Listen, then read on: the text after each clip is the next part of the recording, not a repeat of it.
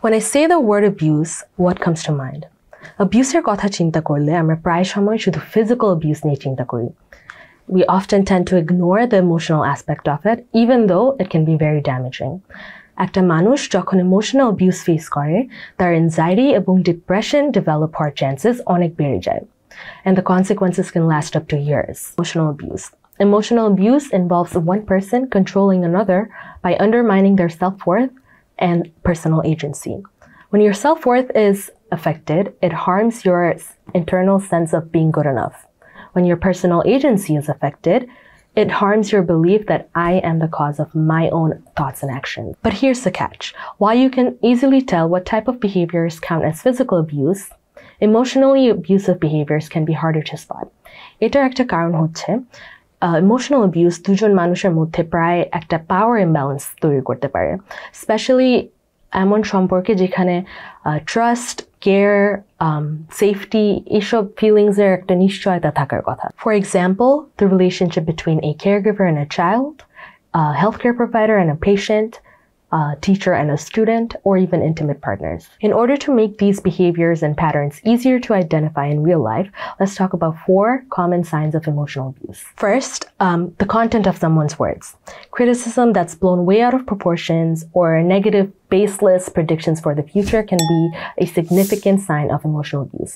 For example, someone could say something like, you always make stupid decisions. তুমি কিছু ঠিক মতন করতে পারো না. অথবা no one else will ever love you. এগুলো সব constructive criticism না. They're rather signs of emotional abuse. Secondly, tone and non-verbal cues.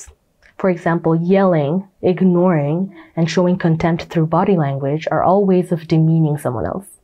Dismissive behaviors like eye rolling, refusing to make eye contact, or even giving the silent treatment are all indicative of emotional abuse.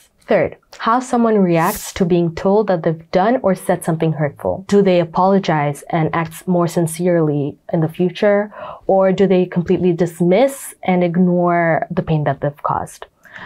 এই ক্ষেত্রে কিন্তু অনেক gaslighting হতে পারে. For example, they can say things like, I was just trying to help you. You should be grateful. Or something like, you're the one who's ungrateful and selfish, and you're the one who's hurting me. Lastly, when someone directs any of these types of behaviors at you, take note of whether they're forming a pattern. A one-time event of name-calling or making an insulting remark might not be emotional abuse.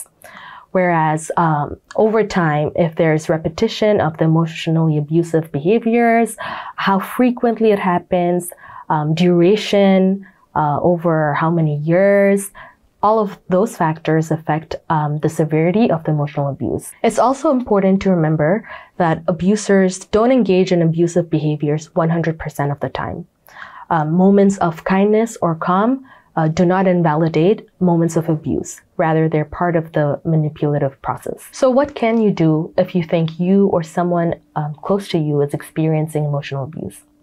Maintaining interpersonal ties is very crucial because abusers often try to isolate their targets from people who are close to them.